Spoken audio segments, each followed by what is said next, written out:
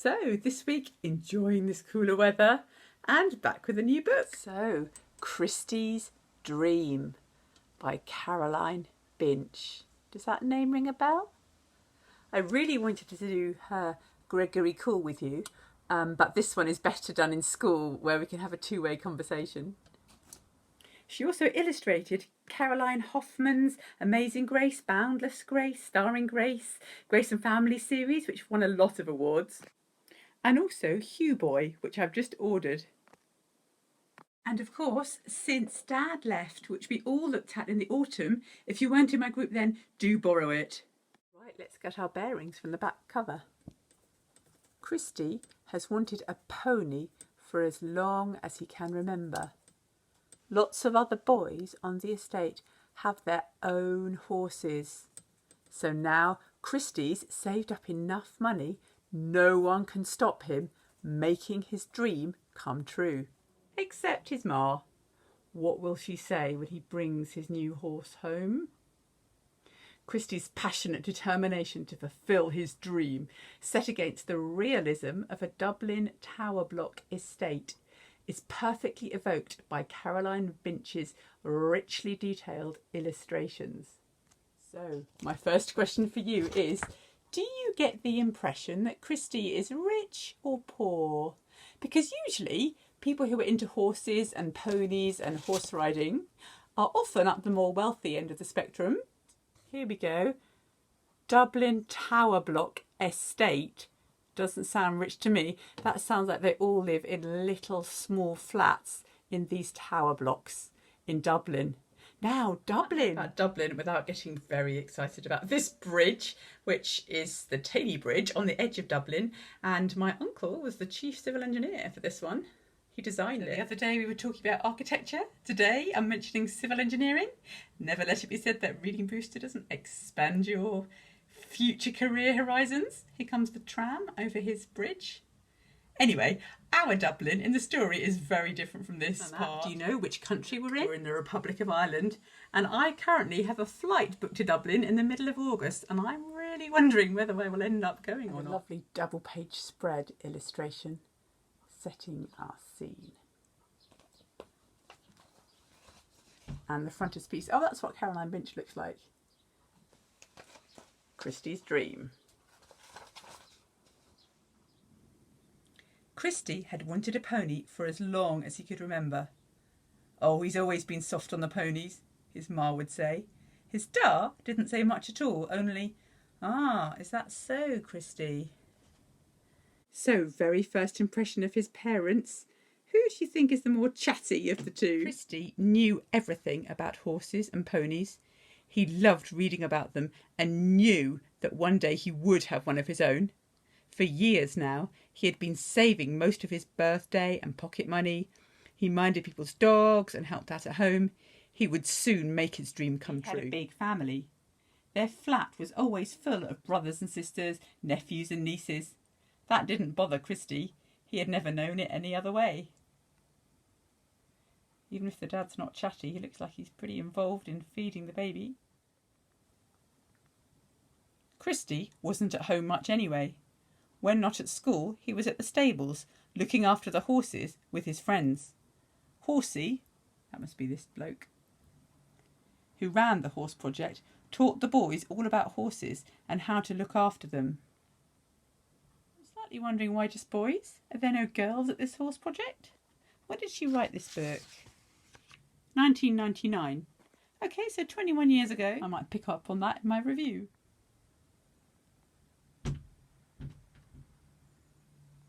Some of the boys had their own horses. They kept them tethered. Oh, when did that word come up before? Tethered. Was that in Narnia? It means tied, yeah? Tethered to goalposts on the playing fields or to lamp posts on the grass verges. Are those little kind of green slopes of grass at the edge of things? Around the estate. Christy was able to ride, but only when his friends felt like it. Sometimes they rode double or raced each other. That was the best.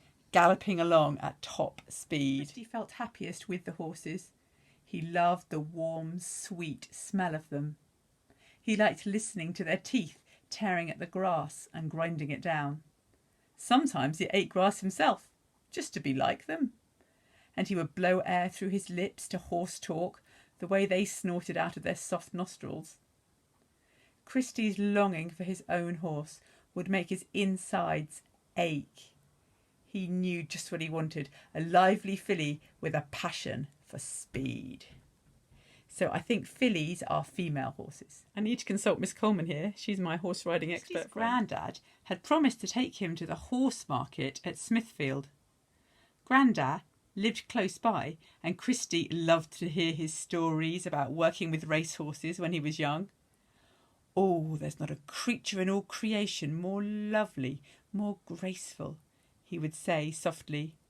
When I'm a jockey, said Christy, I'm going to win all the Irish races and then beat the English at Newmarket. Grandad chuckled. I've no doubt you will, Christy. You'll do us proud.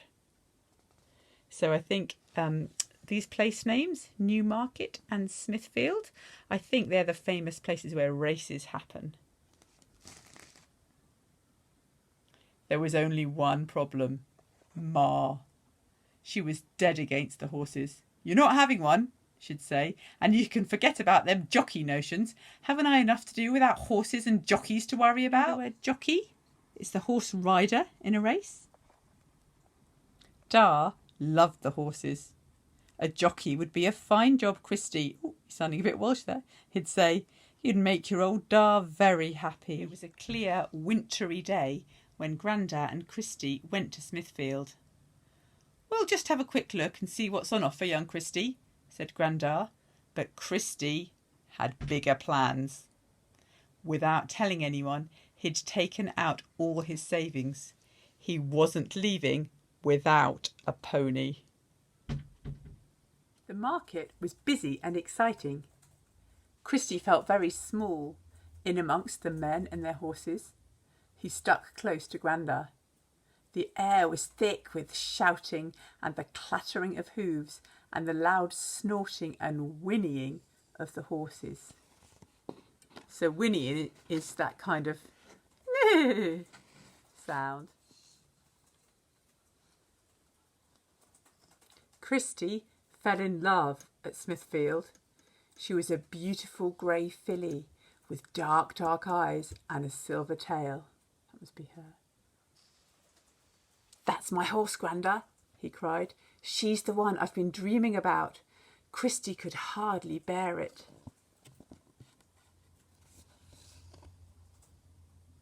Oh, she's a beauty, all right, Grandad said. Yes, a fine young thing and no mistake. Christy approached carefully. The filly accepted his hand, stroking her neck.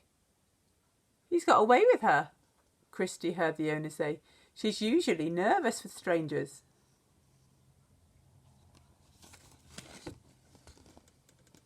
How much?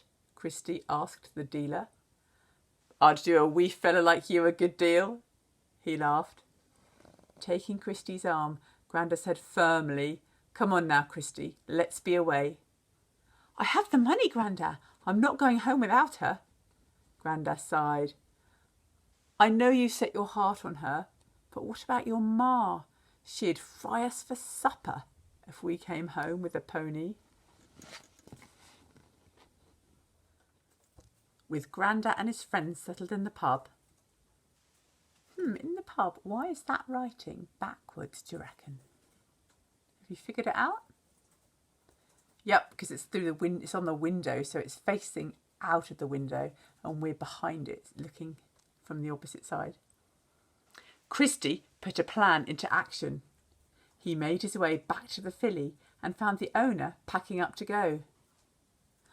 My Grandad went to arrange transport for the horse, so he sent me to pay, said Christy breathlessly. Do you think he's breathless because he's been running? Or because he really, really wants the filly? Or because he's lying? Maybe it's a bit of all three. The man looked at him. Well, son, you're a bit young, but seeing as I need to be away and you've got cash, she's all yours. Wow, he's actually selling the silver filly. How old do you think Christy is? Actually selling a lovely real life horse to a child. bought her, Christy. Grandad looked at him in astonishment. Just that, said Christy, holding on to the halter rope. I think that's this one that goes round his nose.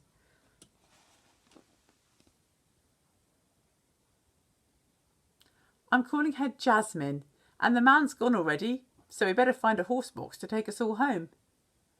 Grandad kept rubbing his head and muttering as they rode home in the cab of a horse box. Why is he rubbing his head and muttering? What do you think he's muttering? Oh my goodness, what's his mother going to say? What have we done? Why did I let him out of my sight? But Christy thought he was going to burst with excitement. He'd done it. He had bought his very own pony. Word soon got round. Christy's bought a horse. Christy's done it. Christy's got a grand filly. His friends crowded round while Christy prepared a space for Jasmine in the stables and food for the night. Christy hoped Grandad would tell his ma and da about Jasmine, but Grandad wasn't so sure. Best say nothing till morning. I need to get up the courage. He laughed, but he looked nervous. How do you predict this is going to go, this conversation? Oh, there he is, enjoying galloping round. Christy wasn't going to tell without Grandad there, so he didn't say anything. Not even when Grandad didn't appear the next day or the one after. Why do you think that is? He went to school as usual and spent every spare moment with Jasmine. Now he could take his friends riding double.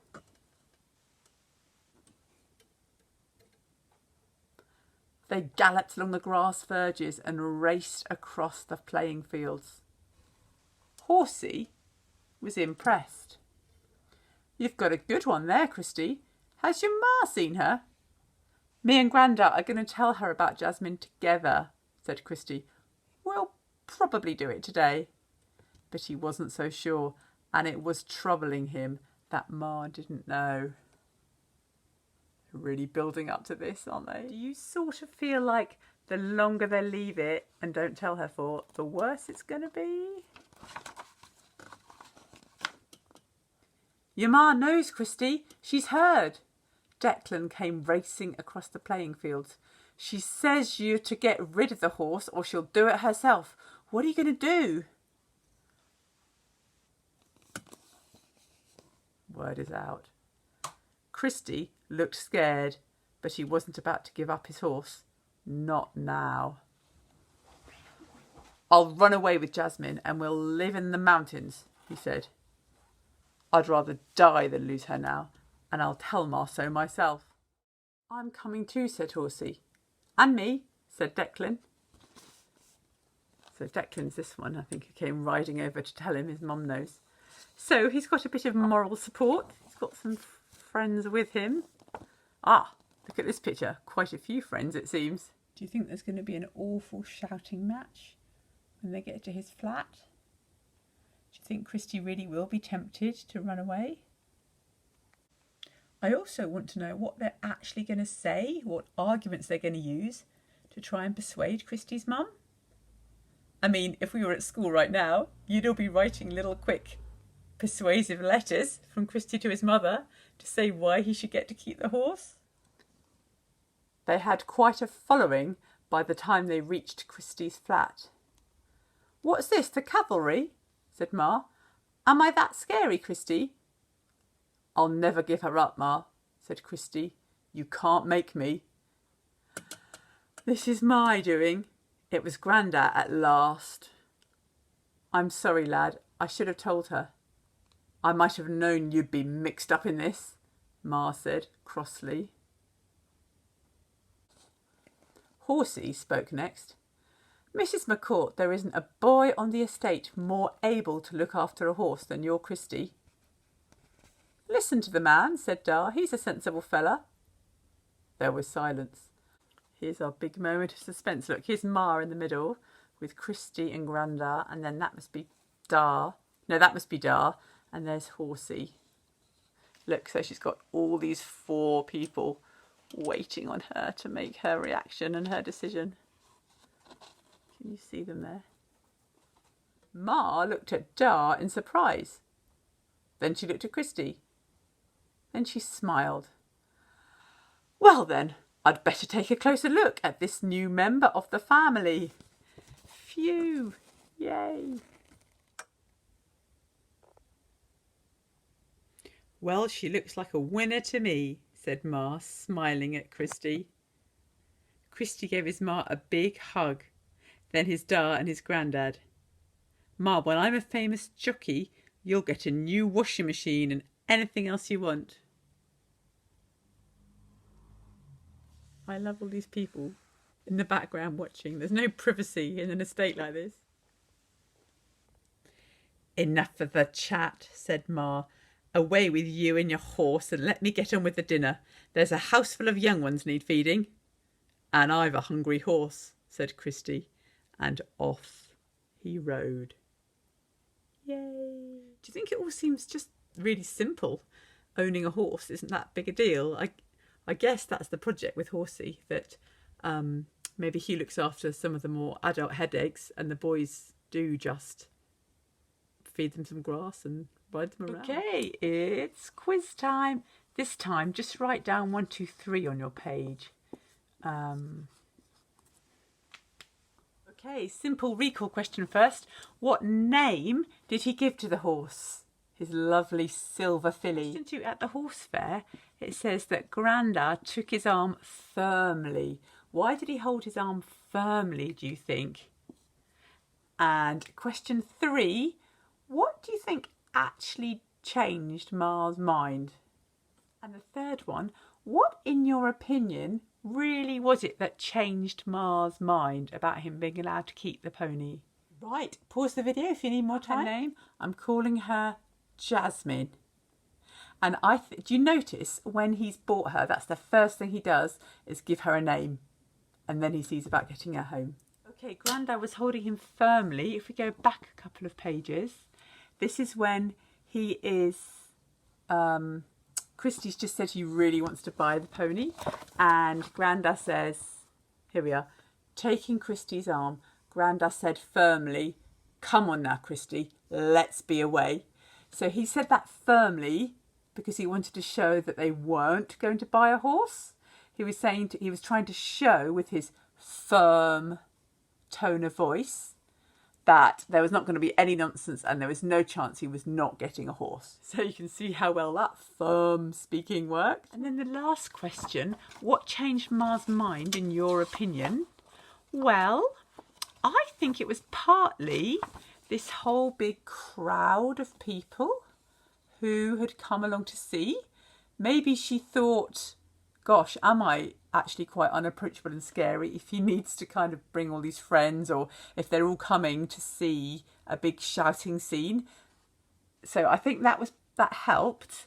And then when there were other adults involved, I think it showed it wasn't just him being crazy, that the grandfather believed in him and was kind of sharing responsibility. And then when Horsey said that he's really able to care for the horse, I think that helped. And of course, the last thing, it said that she went silent. There was silence because Dar, her own husband, Christy's dad, has said, listen to the man. He's a sensible fella. So I think she was expecting him to agree with her that Christy couldn't have the horse. And when he didn't, when he said, actually, no, I think it's reasonable, I think that was the sort of straw that broke the camel's back with changing Mum's mind. I really like how Caroline Binch has flagged it up. She looked at him in surprise. She looked at Christy.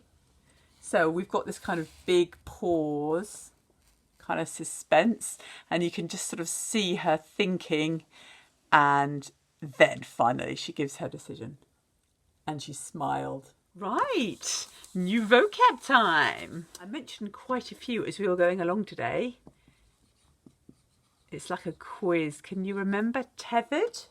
So I'm sure we've had that one in the past. That's to do with tied up. You can imagine a lamppost and Christy's horse He looks like a camel, tied to the lamppost to stop him running away. Stop Jasmine running away. That is the most awful horse. I often imagine that my bike is a horse and that when I lock it up for something, I'm tethering it. Then we had grass. Do you remember that word that was edges? Grass verges. So I don't know if you ever drive along the motorway and you look out the window, and a lot of the time out the window you can see grass on a hill going up either side of the road, and maybe there's some bushes. Sometimes you see, a few sheep or rabbits or something on the verges. So often there's nice flowers. Verges, you can remember it because it's a bit like edges. And sometimes you say you're on the verge of something. Means you're on the edge of something. I'm on the verge of a breakthrough. I'm on the edge of a breakthrough. So verges kind of means edges. You might think when I've just read a whole beautifully illustrated book about horses that somehow our ability to paint and draw horses would have rubbed off on me. Anyway, we can but hope. So a few horse related words. Remember filly.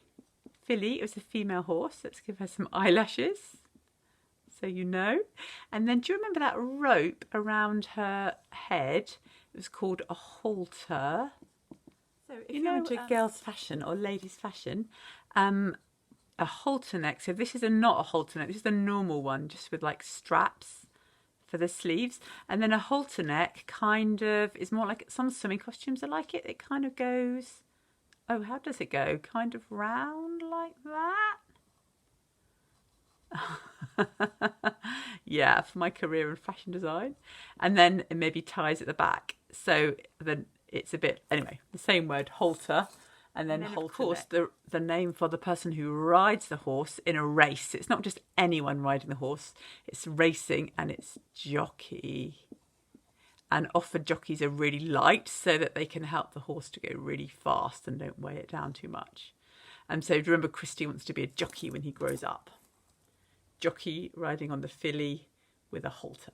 Lots of horsey words. And then when there was that long row of people all arriving, his ma said, "Am I so scary? Did you need to send the cavalry?" Okay, cavalry is the horses in a battle. In a fight, it's the army people who ride the horses are the cavalry, and as opposed to the infantry, who are the people on foot, the foot soldiers. These are the horseback soldiers. And don't confuse it with the Christian word for the cross, which is sometimes Calvary. I used to confuse those when I was little. So cavalry is all the people riding horses, and Calvary is Jesus' crucifixion on the cross. Did you notice it's exactly the same spelling, except the L has come out of there and moved to there? Calvary. You hear it a lot in old songs. What's this? The cavalry? Right, there's all our new words for today. Cavalry, filly, jockey, halter, halter neck, grass verges, and a reminder of tethered. Hope you have a fantastic week and see you next time. Stay safe. Bye.